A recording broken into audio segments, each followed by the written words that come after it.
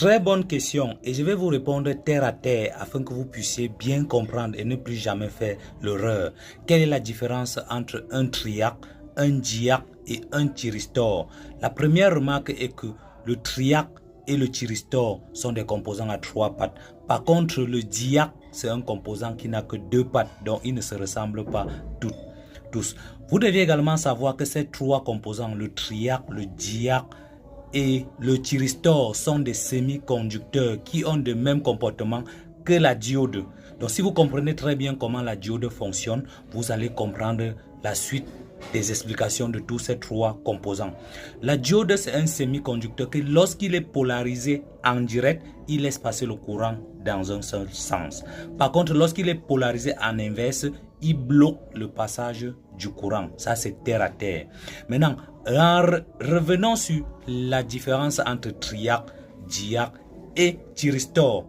Tu dois comprendre que le thyristor a le même comportement que la diode. Mais pour qu'il fonctionne comme la diode, il a une 3e entrée qui s'appelle la gâchette. Donc pour qu'il se comporte comme la diode, il doit falloir envoyer une impulsion positive sur sa gâchette avant qu'il va se comporter comme une diode.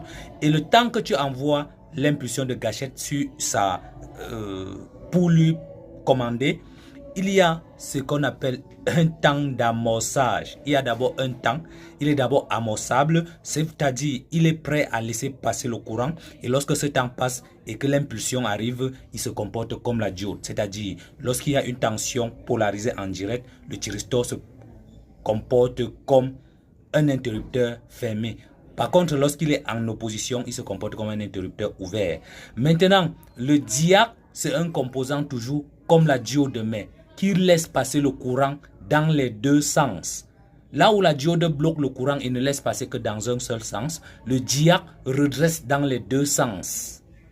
Si vous avez compris pour les 2 éléments, triac et thyristor, vous deviez comprendre maintenant que le triac, c'est un composant qui se comportent comme le thyristor, mais ils sont 2 montés en opposition.